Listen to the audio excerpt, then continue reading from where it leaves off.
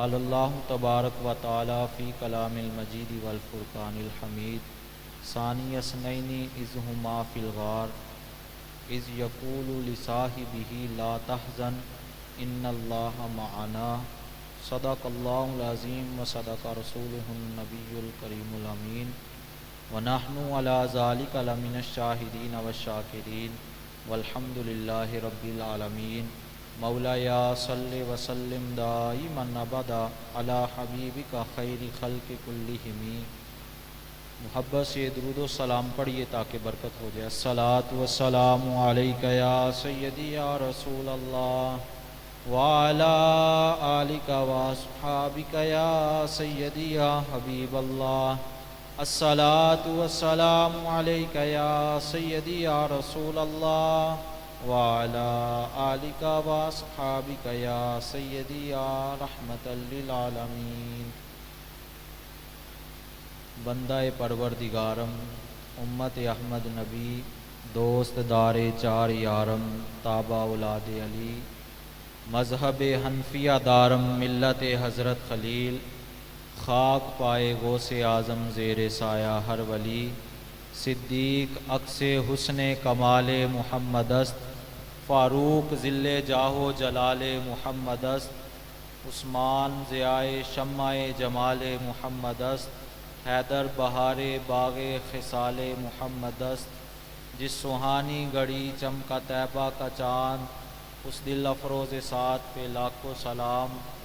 خیمہ افلاک کا ایستادہ اسی نام سے ہے نبض ہستی تپش آمادہ اسی نام سے ہے کہ محمد سے وفا تو نے تو ہم تیرے ہیں یہ جہاں چیز ہے کیا لوح و قلم تیرے ہیں۔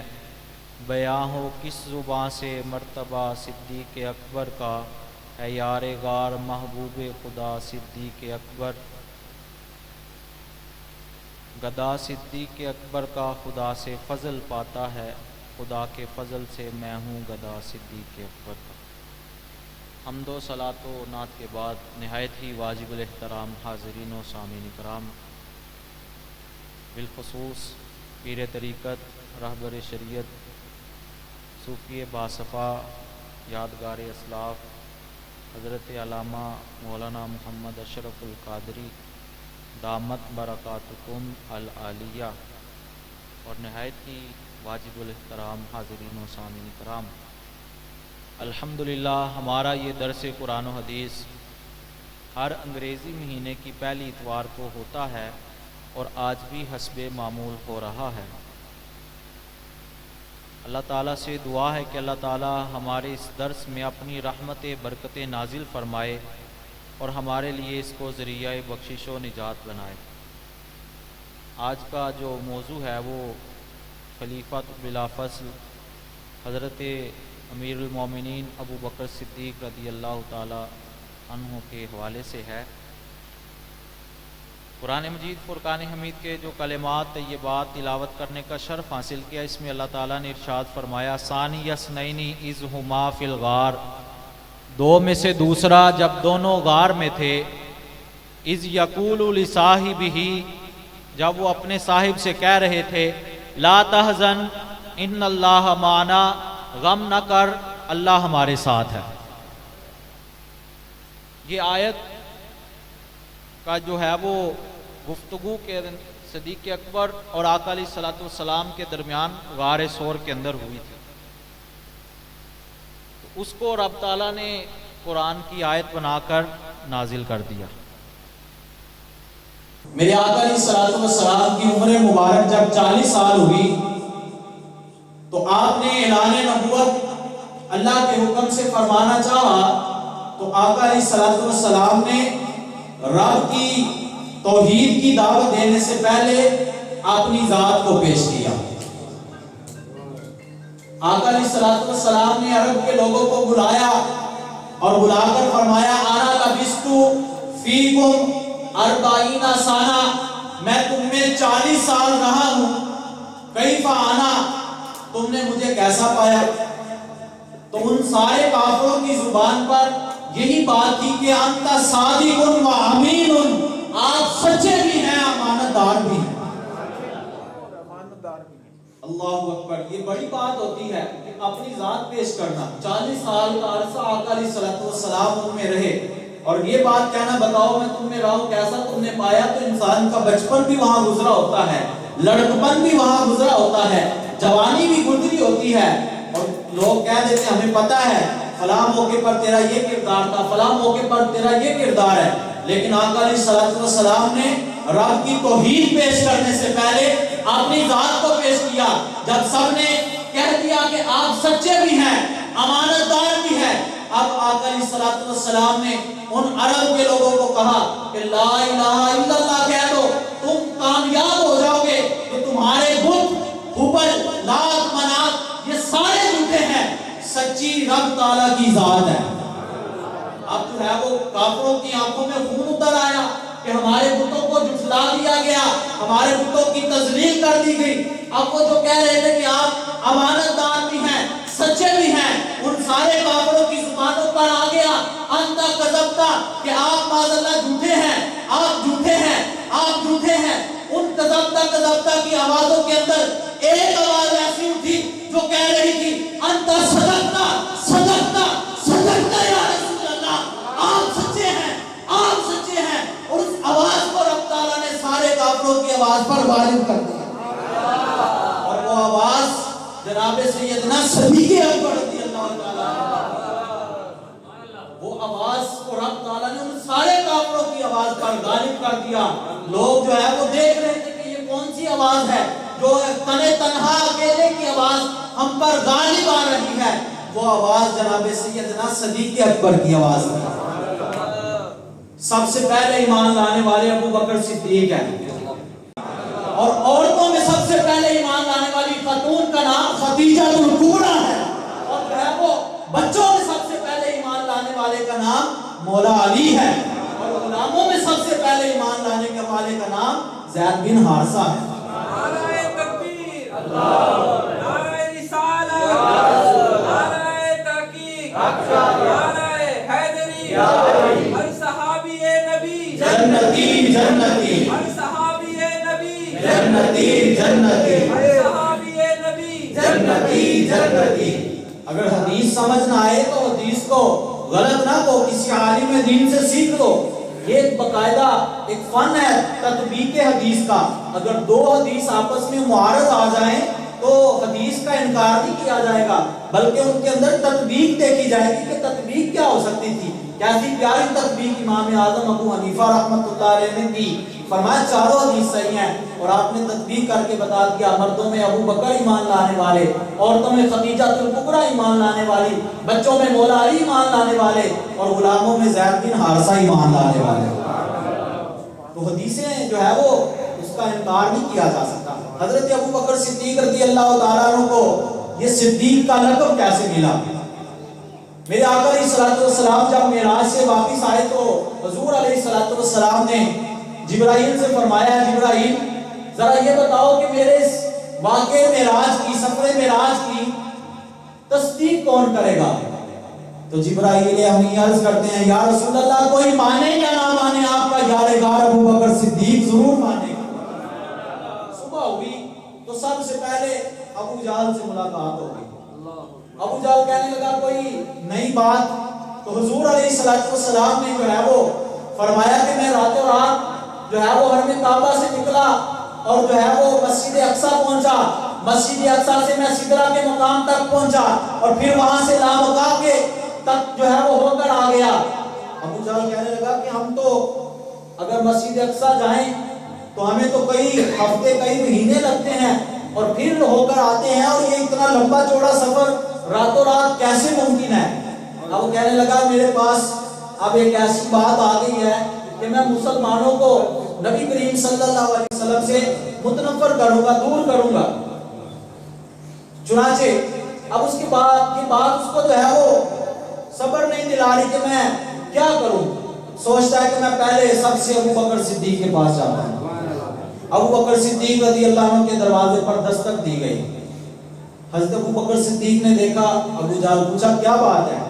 تو ابو جہل کہنے لگا آپ یہ بتائیں کیا کوئی راتوں رات اتنا لمبا چوڑا سفر حرم سے اقصا تک اور اقصا سے سدرا تک، سدرا سے لامکان تک ہو کے آ سکتا ہے؟ ابو بکر صدیق نے فرمایا پہلے یہ بتا کہ کہا کس نے ہے، کہا کس نے ہے؟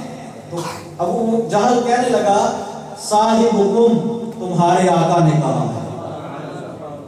اب صدیق اکبر رضی اللہ عنہ نے ذرہ بار تردد کیے بغیر ابو جہل کو کہا کہ ابو جہل بس تو اتنی بات کرتا ہے، ہم تو اس سے بھی آگے مان چکے ہیں کہ ہمارے آقا علیہ السلام کا جو غلام فرشتہ، مقرر فرشتہ جبرائیل ہے، وہ دن میں کئی بار میرے آقا کی بارگاہ میں آتا ہے اور کئی بار سدرہ کے مقام پر جاتا ہے۔ اس کے غلام کی طاقت کا یہ عالم ہے، آقا کی طاقت کا کیا عالم ہوگا؟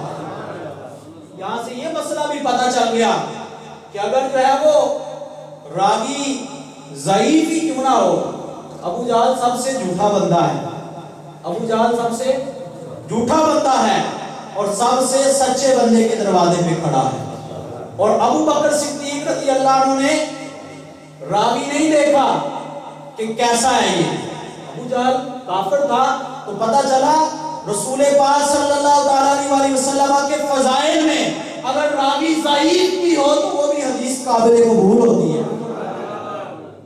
ابو بکر صدیق رضی اللہ عنہ نے ذرا پر تردد کہا کہ اگر میرے آقا نے یہ بات کہی ہے تو بالکل ایسے ہے۔ جب آقا علیہ السلام کی بارگاہ میں پہنچے تو میرے آقا علیہ السلام نے ارشاد فرمایا انتا صدیق، انتا صدیق، اے ابو بکر تو سچا ہے، تیرا لقب صدیق ہے۔ آقا علیہ السلام نے جب نبوی 13 برس گزر گئے تو اللہ کے حکم سے ہجرت کا جو ہے وہ حکم آ گیا۔ حضور علیہ السلام نے ہجرت کے لیے جو ہے وہ رب تعالیٰ کے حکم کا انتظار کیا، اور ادھر کافر ابو جہل اینڈ کمپنی یہ منصوبہ بنا رہے تھے کہ آج جو ہے وہ رات کو ہم اللہ کے نبی صلی اللہ علیہ وسلم کو شہید کر دیں گے۔ 300 جلادوں کو میٹنگ کے لیے بلایا اور ان کو کہا کہ جاؤ راستوں میں کھڑے ہو جاؤ، اور ادھر میرے آقا علیہ السلام ہجرت کی تیاری فرما رہے ہیں۔ آقا علیہ السلام نے مولا علی کو فرمایا اے علی آج تم میرے بستر پر آرام کرو۔ حضرت علی رضی اللہ تعالی عنہ عرض کرتے ہیں یا رسول اللہ میں تو مرد مداح ہوں، مجھے آپ یہیں چھوڑ کے جا رہے ہیں، باہر جو ہے وہ کافر پلاننگ کر رہے ہیں، آپ مجھے حکم فرمائے میں ان کا صفایا کر دوں۔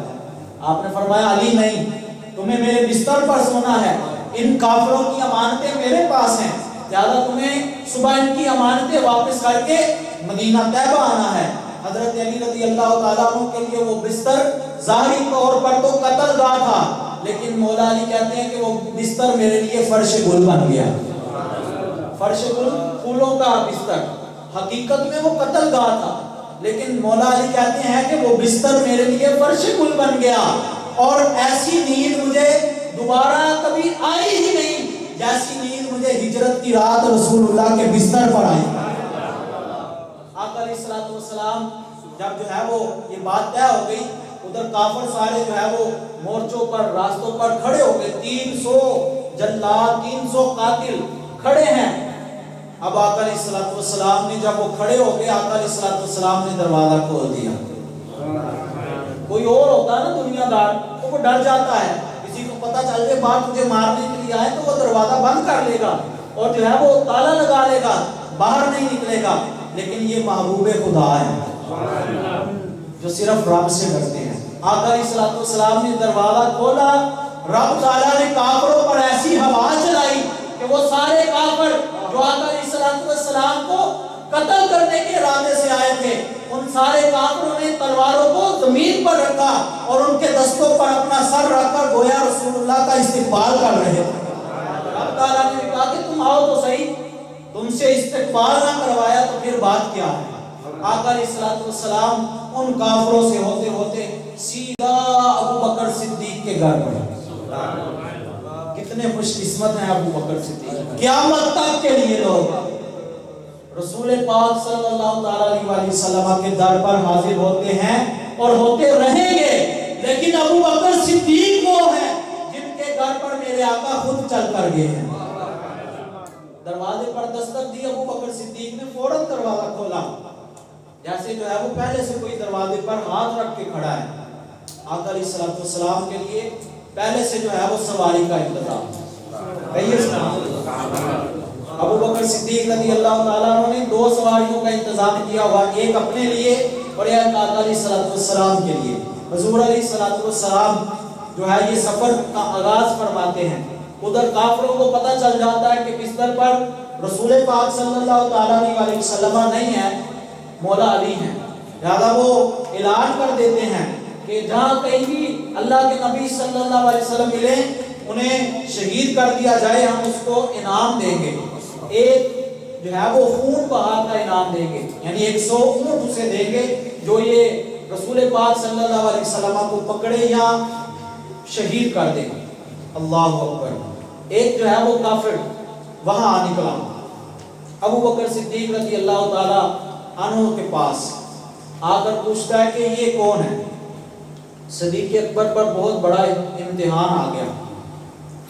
اگر آپ سچ بول دیں، کہہ دیں کہ یہ رسول اللہ ہیں، تو وہ صدیق اکبر کے ایمان پر حملہ ہے، اور اگر آپ کہیں کہ مجھے پتہ نہیں ہے تو آپ صدیق نہیں رہتے، آپ جو ہے وہ جھوٹ بول دیں تو صدیق نہیں رہتے۔ اس نے پوچھا کہ یہ کون ہے؟ ابو بکر صدیق رضی اللہ عنہ نے فرمایا کیا تم انہیں نہیں جانتے؟ یہ تو وہ ہیں جنہیں ساری کائنات جانتی ہے، یہ تو وہ ہیں جو مجھے مدینہ طیبہ کا راستہ بتا رہے ہیں۔ اب وہ بندہ سمجھا کہ شاید ابو بکر صدیق نے جو ہے وہ کوئی بندہ اپنے ہمراہ لیا ہے جو مدینہ طیبہ کا راستہ بتا رہا ہے، لگتا ہے ابو بکر صدیق کو جو ہے مدینہ طیبہ کا راستہ نہیں آتا، وہ وہیں سے لوٹ گیا۔ اور اس طرح ابو بکر صدیق رضی اللہ تعالیٰ عنہ نے اپنا ایمان بھی بچایا اور اپنی صدیقیت کو بھی بچا لیا۔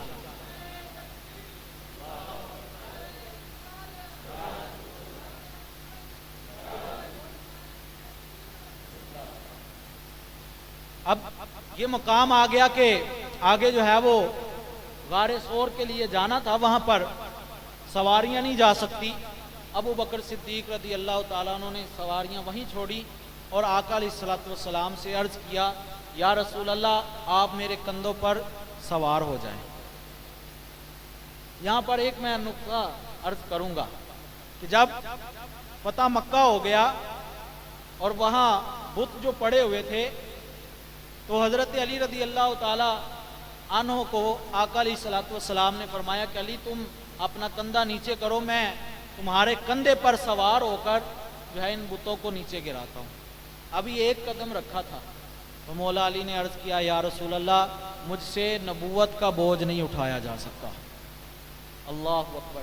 اور صدیق اکبر کی عظمت کو سلام کہ ابو بکر صدیق رضی اللہ تعالیٰ عنہ نے آقا علیہ الصلوۃ والسلام کو کندھوں پر سوار کیا، اور وہ کٹھن سفر جس پر چلنا بڑا مشکل ہے، جو وہاں جاتے ہیں ان سے پوچھ لیجئے کہ بڑا کڑیل جوان ہو، وہاں پر پہنچتے پہنچتے کئی سانس لیتا ہے، پانی پیتا ہے اور پھر اس مقام تک جا کر پہنچتا ہے۔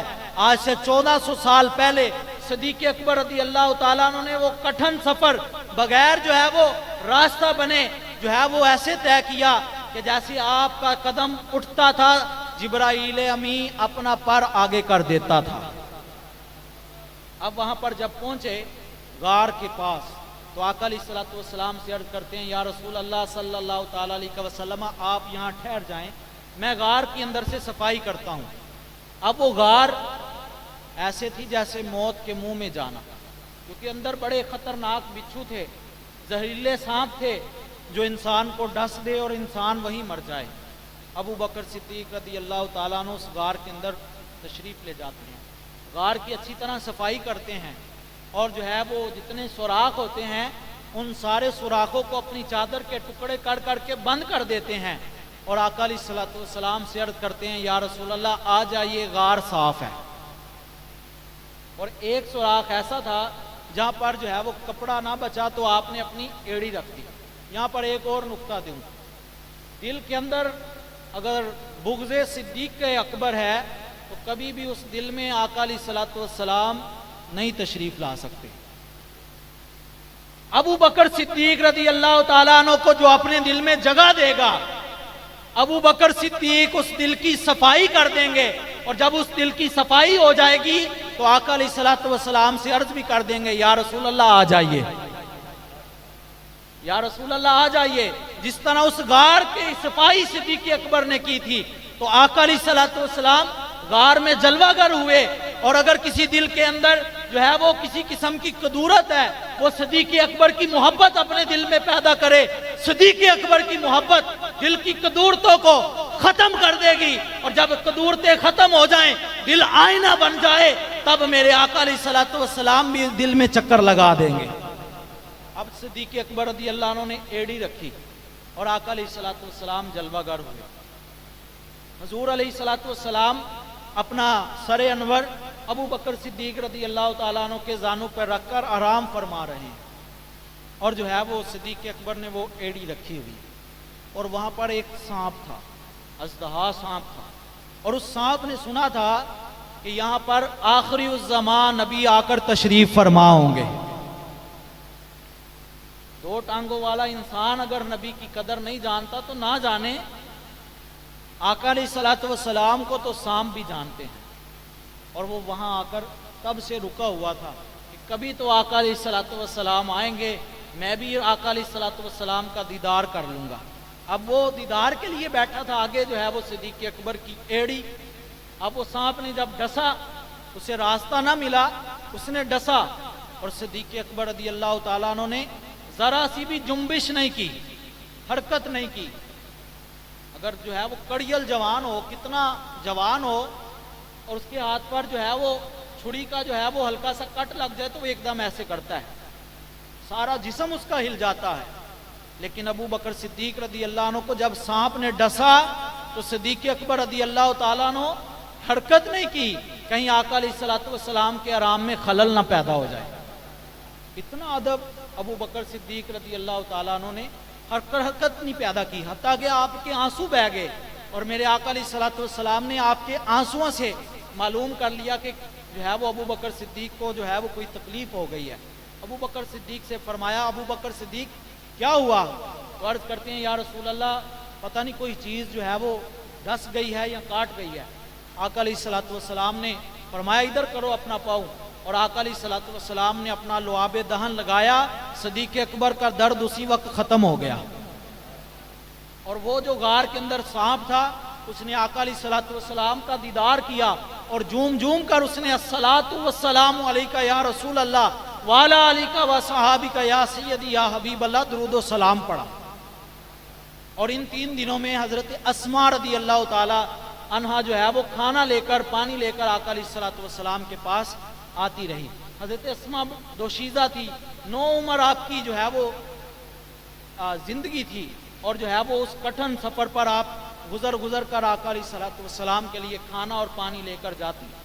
آپ جو ہے وہ ایک دن آپ کو کوئی رسی نہیں مل رہی تھی جس سے کھانا اور پانی باندھا جائے، تو آپ نے جو ہے وہ نالا لیا، اس کو جو ہے وہ 2 حصوں میں تقسیم کیا، ایک سے جو ہے وہ پانی باندھا اور ایک سے جو ہے وہ کھانا باندھا، اور اس طرح آقا علیہ الصلوۃ والسلام کے پاس کھانا لے کر حاضر ہوئی۔ آقا علیہ الصلوۃ والسلام نے جب دیکھا کہ آج رسی اسماء کو نہیں ملی، تو اس نے جو ہے وہ نالے کے ساتھ جو ہے وہ اس کو 2 حصوں میں تقسیم کیا، ایک کے ساتھ پانی کو باندھا، ایک کے ساتھ کھانے کو باندھا، اور میرے آقا علیہ الصلوۃ والسلام نے دیکھ کر فرمایا ذات النطاقین آ رہی ہے۔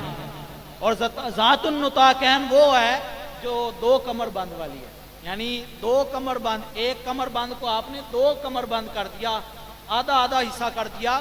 تو آقا علیہ الصلوۃ والسلام نے حضرت اسماء کو ذات النطاقین کا لقب عطا فرمایا، اور وہ کافر بھی یہیں آ نکلے۔ اب جو ہے وہ اللہ تعالیٰ نے فل فور مکڑی کو وہاں حکم دیا کہ جالا بنا دے، اس نے جالا بنا دیا۔ کبوتری کو حکم ہوا جلدی سے انڈے دے دے، اس نے 2 انڈے دے دیے۔ اب کافر بھی وہاں آ پہنچے، اور جائزہ لیں غار کا، کبھی کہیں اندر گئے ہوں گے، کبھی کہیں کہ نہیں اندر گئے ہوتے تو یہ جالا ٹوٹ جاتا، اور جو ہے وہ یہ انڈے ٹوٹ جاتے۔ اور اندر سے ابو بکر صدیق یہ سارا منظر دیکھ رہے تھے۔ تو جس گفتگو کو جو ہے رب تعالیٰ نے قرآن کی آیت بنائی وہ یہی تھی، ثانی اثنین اذ ہما فی الغار، دو میں سے دوسرا جب دونوں غار میں تھے، اذ یقول لصاحبہ، جب وہ اپنے صاحب سے کہہ رہے تھے لا تحزن ان اللہ معنا، ابو بکر صدیق غم نہ کر، اللہ ہمارے ساتھ ہے۔ تو ابو بکر صدیق کے ساتھ جو گفتگو ہوئی، اس گفتگو کو رب تعالیٰ نے قرآن کی آیت بنا دیا۔ اب علماء سے جو ہے وہ کتابوں کے اندر موجود ہے کہ آج بھی رب تعالیٰ نے اس وقت کی جو کبوتری کی نسل تھی اس کو زندہ رکھے ہوئے ہیں، وہ طواف کرتی ہے وہ نسل، اور جو ہے وہ جبل سور تک جاتی ہے، اور اس کی نشانی کیا ہے؟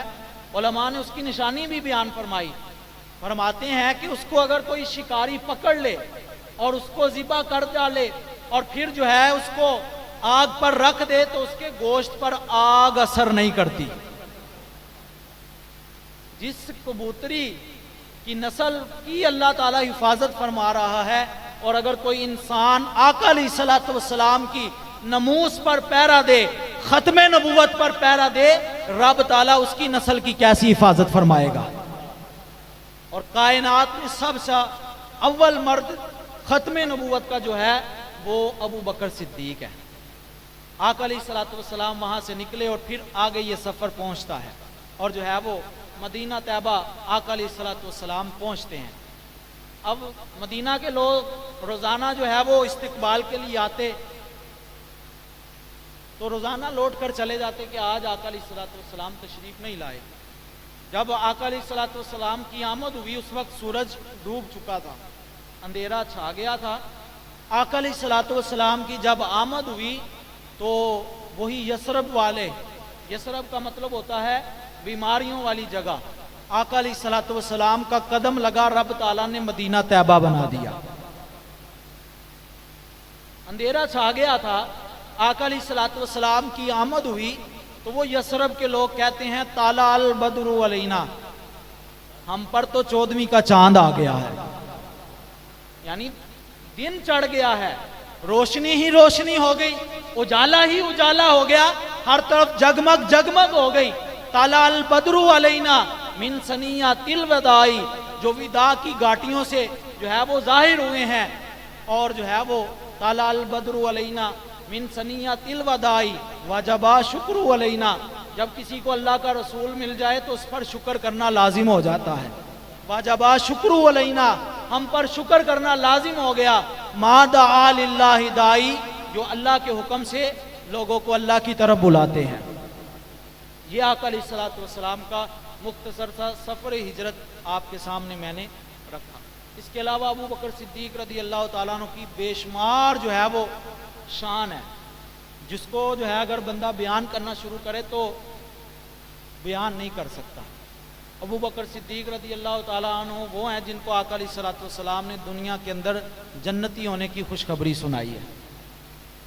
حدیث پاک کے اندر آتا ہے، ایک دن آقا علیہ الصلوۃ والسلام بیر عریس میں جلوہ گر ہوئے، تو آقا علیہ الصلوۃ والسلام نے اس کنویں کے اوپر جو ہے وہ بیٹھ کر اپنے پاؤں جو ہے اس کنویں کے اندر ڈالے۔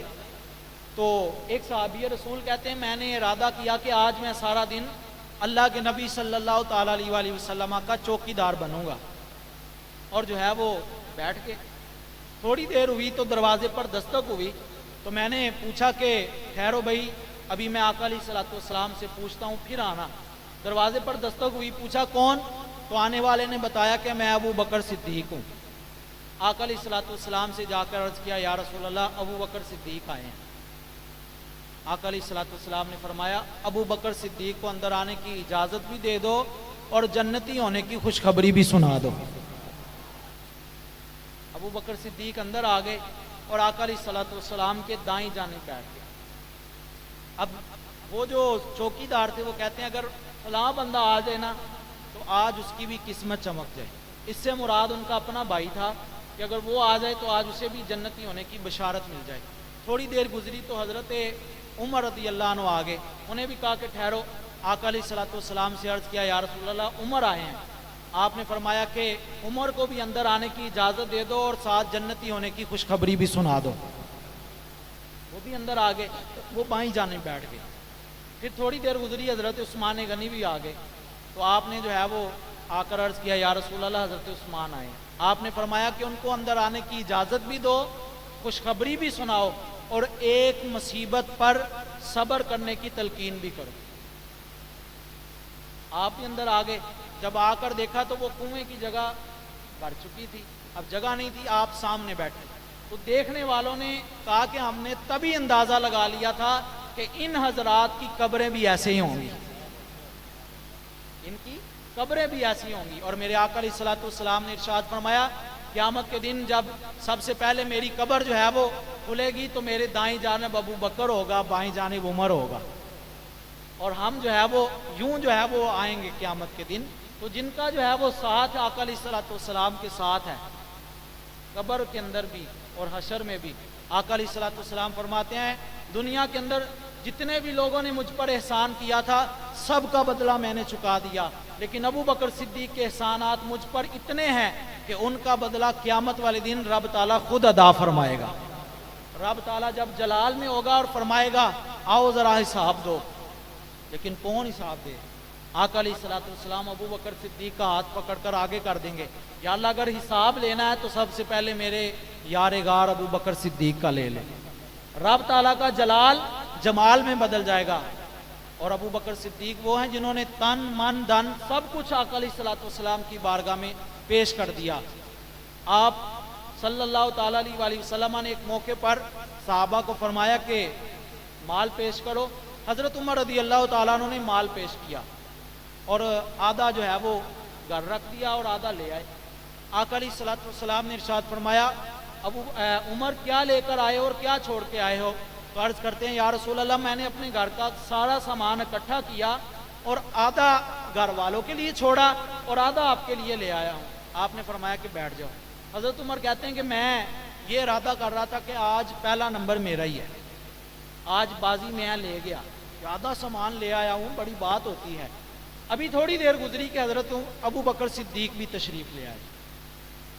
ابو بکر صدیق رضی اللہ تعالیٰ عنہ نے اپنے گھر کا سارا سامان اکٹھا کیا، اور ابو بکر صدیق رضی اللہ تعالیٰ عنہ نے اپنا لباس تک جو ہے وہ اتار کر خود بوریے کا لباس پہنا، اور اس کے اندر بٹن کے طور پر کانٹے استعمال کیے، اور اس دن آپ دیوار کو یوں ہاتھ لگا لگا کر دیکھ رہے تھے کہ کہیں کوئی سوئی بھی جو ہے وہ گھر نہ رہ جائے، آج وہ بھی آقا علیہ الصلوۃ والسلام کی بارگاہ میں پیش کرنی ہے۔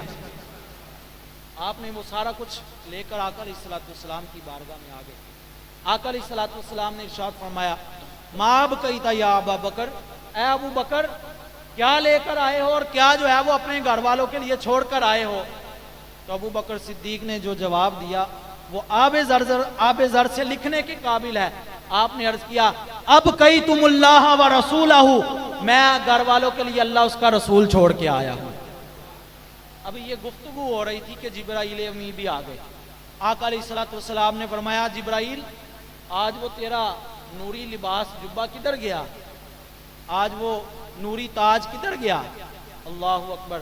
تو جبرائیل امی عرض کرتے ہیں یا رسول اللہ یہ میرا لباس نہیں، ذرا آپ نظر اٹھا کر دیکھیں عرش پر جتنے فرشتے ہیں ان سب فرشتوں کو آج یہ حکم ملا ہے کہ جو لباس میرے محبوب کے یار غار نے پہنا ہے تم سارے بھی وہی لباس پہنو۔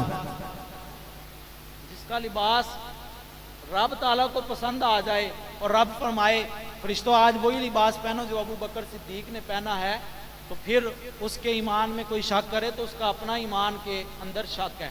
مولا علی رضی اللہ تعالیٰ عنہ سے محمد بن حنفیہ نے پوچھا یہ آپ کے صاحبزادے ہیں، کیا ہے حضور ابا جی بتائیے سب سے افضل بندہ کون سا ہے؟ تو مولا علی نے فرمایا ابو بکر صدیق۔ مولا علی کو مانتے ہو لیکن مولا علی کی بات نہیں مانتے، مولا علی کو تو مانتے ہو لیکن مولا علی کی بات نہیں مانتے۔ مولا علی نے فرمایا سب سے افضل ابو بکر صدیق ہیں، تو اس سے جو ہے وہ بڑھ کر تو کوئی بات نہیں ہو سکتی۔ جب حضرت علی خود فرما رہے ہیں کہ سب سے افضل ابو بکر صدیق ہیں، اس سے آگے کوئی بات نہیں ہو سکتی۔ تو یہ ساری باتیں ہوتی ہیں غیب پر ایمان لانے کی۔ ابو بکر صدیق نے غیب پر ایمان لا کر صدیقیت کا جو ہے وہ مرتبہ حاصل کیا۔ ایک جو ہے وہ واقعہ سنا کر اپنی بات کو اختتام کرتا ہوں، وقت کافی ہو گیا۔ जन्नती जन्नती।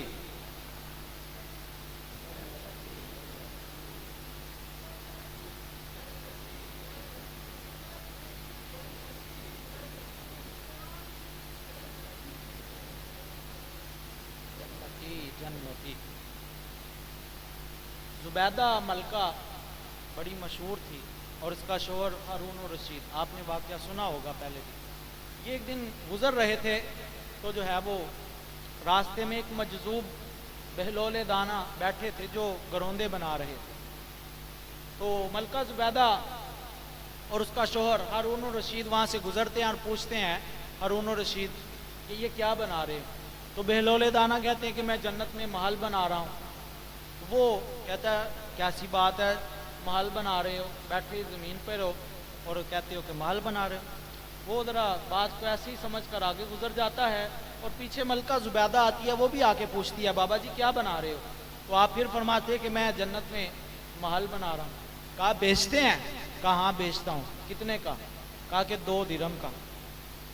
आप वो 2 दिरहम निकालती है, मलका थी उसे कौन थी, पैसों की किल्लत थी, 2 दिरहम निकालती है और दे देती है और वो 2 दिरहम दरिया के अंदर फेंक देता है और कहता है कि जा तेरा घर जन्नत में बन गया है। रात होती है और जो है वो हारून रशीद सोता है और वो ख्वाब देखता है। ख्वाब के अंदर देखता है कि मैं जन्नत में हूँ और लोग जो है वो दाएं बाएं भागे जा रहे हैं और सामने उसे जो है वो एक महल नज़र आता है जिस पे लिखा होता है कि ये जुबैदा का महल है। जल्दी से जो है उसमें दाखिल होने की कोशिश करता है, लेकिन वहाँ पर जो पहरेदार रिश्ते थे उन्होंने पकड़ लिया कि भाई किधर? कहा कि ये मेरी बीवी का घर है, तो मैं नहीं अंदर जाऊंगा तो कौन जाएगा? कहा कि वो दुनिया का मामला है, वो दुनिया के अंदर तेरी बीवी थी तो वो दुनिया का मामला था, ये जन्नत है, लिहाजा यहाँ पर वही बंदा एंटर होगा जिस बंदे का मकान है। ये पाकिस्तान थोड़ी है कि जहाँ जिसका मर्जी जी चाहा तो कब्जा कर लिया और घुस गए कहीं भी। तो ये जन्नत है, यहाँ पर वही एंटर होगा जहाँ जिसका ये महल है। अब वो उसे फरिश्ते धक्का देते हैं तो वो अपने बिस्तर पर बेदार होता है, तो वो उठता है और जो है वो सारा मंजर उसे याद होता है और भागता है बेलोले दाना के पास और जाकर देखते हैं अभी भी वो गरोंदे बना रहे थे। समझ नहीं आई आपको बात? लगता है रात को उसी पहर उठे और जाकर देखा तो बेलोले दाना अभी भी गरोंदे बना रहे थे। कहा बाबा जी क्या कर रहे हो? तो वो कहते हैं कि मैं जन्नत में घर बना रहा हूं। कहा बेचते हो? हाँ बेचता हूं। कितने का? कहा कि 10,000 दिरहम का। बाबा जी एक रात में इतना रेट बढ़ गया, ये तो बहुत बड़ी तब्दीली है। इतनी तब्दीली तो इमरान खान भी ले आया महंगाई करके। वो हारून रशीद उस बाबा जी से कहते हैं बाबा जी एक रात में इतना महंगा कर दिया आपने जन्नत में महल। फरमाया पहले बिन देखे सौदा था, अब तू देख के आ रहा है, और बिन देखे सौदे की कीमत और होती है और सौदा देखकर कीमत और होती है। और आपके पास अल्लाह के वली मौजूद है। यहां पर हल्का इरादत बढ़ना चाहिए। हजरत जो है वो खलीफा मजाज मुफ्ती आजम पाकिस्तान अल्लामा अरशदुल कादरी दामत बरकातुकुम अल आलिया के खलीफा मजाज हैं और इनसे बैयत करें। ये अल्लाह के वली हैं और इनके हाथ पर बैयत करें। बैयत का मतलब ये नहीं है कि आप समझे कि अब सारा कुछ छोड़ देना है। बैयत का मतलब ये है कि हमने मिलकर दीन का काम करना है। करना चाहिए कि नहीं करना चाहिए? तो आज जो है वो हजरत बैयत फरमाएंगे अभी बयान के बाद। तो जो अहबाब हल्का इरादत में शामिल होना चाहते हैं वो शामिल हो जाए, और जो कहीं और सिलसिला में जो है वो पहले से बैयत हैं वो हजरत के तालिब हो जाएं। तो इंशाल्लाह देखें आपको अल्लाह ताला वो बरकतें अता फरमाएगा जो आपके वहम व गुमान में भी नहीं है। अभी ये सौदे से मुराद कि ये आपको इनके फ्यूज व बरक़ात नज़र नहीं आ रहे, इनका तो पता तब चलेगा जब बंदे की आंख बंद हो जाएगी। तो इनके हाथ पर बैयत कर लें। आप जो है वो सिलसिला आलिया कादरिया में हुजूर गौसे आज़म के मुरीदों में शामिल हो जाएं।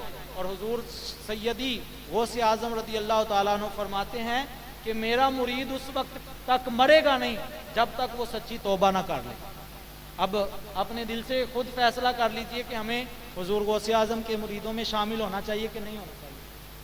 ہونا چاہیے. کون کون آج جو ہے وہ حضرت کی بیعت کر لے گا؟ میں حضرت کا طالب آج ہونا ہے. میں نے تو ماشاء اللہ حضور ہمیں آج جو ہے وہ طالب کرتے ہیں. میں تو ویسے پیر صاحب کا ہی مرید ہوں, مفتی اعظم پاکستان علامہ ارشد القادری دامت برکاتکم العالیہ کا, لیکن میں طالب جو ہے وہ حضرت کا ہو جاؤں گا. تو آپ میں سے جو ہے وہ جنہوں نے ارادہ کر لیا ہے ابھی جو ہے وہ حضور بیعت فرما لیں. بعد میں کریں گے, حضرت فرما رہے ہیں کہ بعد میں کریں گے, اور جو طالب ہونا چاہتے ہیں وہ طالب ہو جائے. اس کا مطلب یہ ہے کہ دین کا کام کرنا ہے, اور آپ سے کوئی جو ہے وہ ہمیں جو ہے وہ یہ ذہن میں نہ آئے کسی کے کہ پتہ نہیں بیعت کر کے پھر ہمیں شاید خرید لینا ہے. خریدنا نہیں ہے. بیعت کا مطلب ہوتا ہے بیچنا. آپ نے اپنا آپ بیچ دینا ہے. کسے؟ اللہ کے لیے. اللہ کو بیچ دینا ہے کہ جو ہے وہ دین کا کام حضرت فرمائیں گے ان کے ساتھ آپ نے جو ہے وہ مل کر شانہ بشانہ کام کرنا ہے. حضرت حکم فرمائیں گے. حضرت کی عمر اب یہاں آ گئی ہے کہ حضرت حکم فرمائیں اور لوگ کہیں کہ جی ہو گیا تھا. ہونا چاہیے کہ نہیں ہونا چاہیے؟ تو یہ جو ہے وہ بات ہے جو ہارون الرشید دیکھ کر مانا. دیکھ کر مانا تو پھر کیا مانا؟ بات تو یہ ہے کہ بن دیکھے مانا. جیسی کرنی ویسی بننی. نہ مانے تو کر کے دیکھ. جنت بھی ہے دوزخ بھی ہے, نہ مانے تو مر کے دیکھ. پتہ بعد میں چل جائے گا. اس طرح کے بزرگ آپ کو نہیں ملیں گے کہیں بھی. 2 نمبر پیر, اور جو ہے وہ پتہ نہیں کیسے کیسے ایسے پیر بھی بن گئے ہیں جو سال سال نہاتے نہیں ہیں. ان کو غسل کے فرائض کا ہی نہیں پتہ. جی اسی نہاتے ہیں, اسی نمازاں بھی ساریاں پڑھی ہیں. زیادہ اعلیٰ حضرت عظیم البرکت علیہ الرحمہ نے پیر کی جو نشانیاں بیان فرمائی ہیں وہ حضرت میں ساری کی ساری موجود ہیں. تو ان سے بیعت کر لیں, آپ کو دنیاوی فائدہ بھی ہوگا اور اخروی فائدہ بھی ہوگا. اللہ تعالیٰ حضرت ابو بکر صدیق رضی اللہ تعالیٰ عنہ کے فیوز و برکات سے ہم سب کو حصہ عطا فرمائے, اور حضرت کے ہمیں بازو بننے کی اللہ ہم سب کو توفیق عطا فرمائے. وما علینا الا البلاغ المبین.